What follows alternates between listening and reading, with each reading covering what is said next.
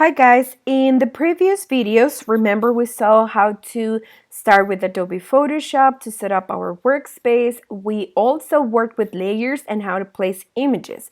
In this video, I'm going to explain you how to save your work. Okay, so as you can see, I made here a quick collage with 10 images of my favorite color. I organized them and placed them in the correct position or the position that I wanted, and I also renamed the layers so I can know what they have, okay? But now I want to save my work, okay? I want to save this image. So what I'm going to do is to go here to the File menu, and I'm going to click here where it says Save As. Now, when you click in here, the first option that appears is to either save it to Cloud Documents or save in your computer. Since I have no plans on working on a different computer for now, I'm just going to click here in Save in your computer, and then this new window appears, the Save As window. And I've already chosen the folder that I want to save my work in. Sometimes you lose your work, you don't know where you save it. So it's very, very important that you choose the correct location, okay? And here in the formats, this is what we are going to be focusing. If I save it in the Photoshop format, this will be the extension .PSD. I am going to save it first like this because this is a file that I want to continue editing, okay? And I want to preserve the layers. So the first thing that I will do is to put here the name. I'm going to put colors and then my name, okay? And I will save it as a PSD or a Photoshop, and then I'm going to click Save. Then the Photoshop format options appear. We click OK.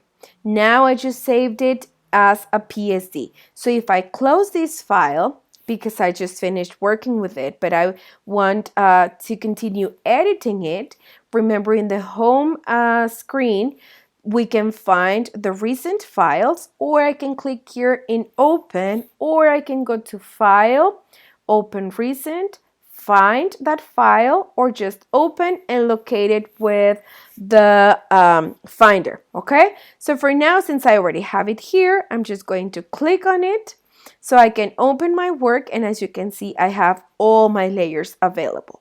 Now I'm going to save it as an image, as a JPEG and as a PNG.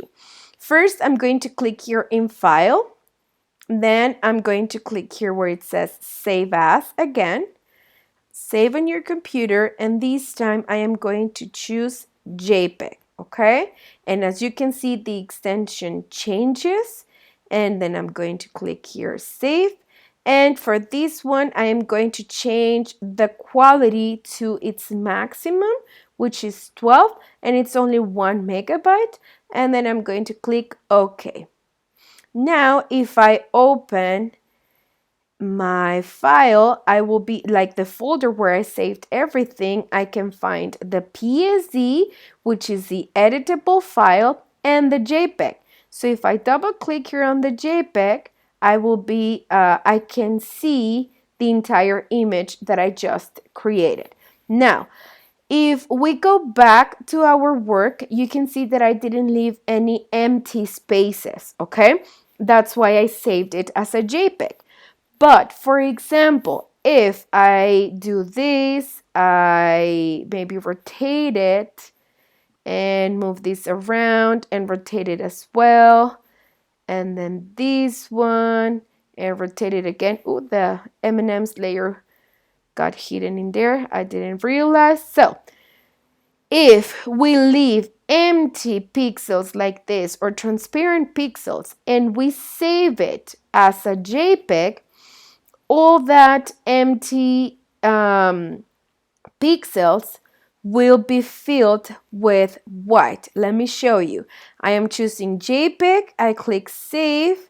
I'm not going to replace it. Let me put it 2 here. And click and Save. And as you can see, all the empty pixels are saved as white. If I'm okay with this result, I can just click OK and save it. but I want to preserve those empty pixels. So the correct file format is the PNG. So I'm going to repeat the process, and instead of JPEG, I am going to choose PNG. As you can see, the format changed, or the extension. I'm going to click Save.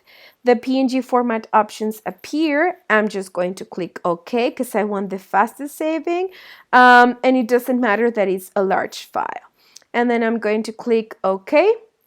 And let me go again here so that I can show you that I have the JPEG with and the PNG.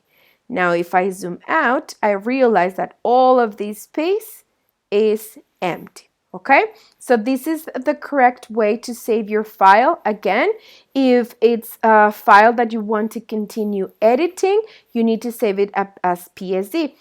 Let me show you what happens if you don't save it as a PSD, you save it as a JPEG, and then you try to open it. I'm going to open the JPEG.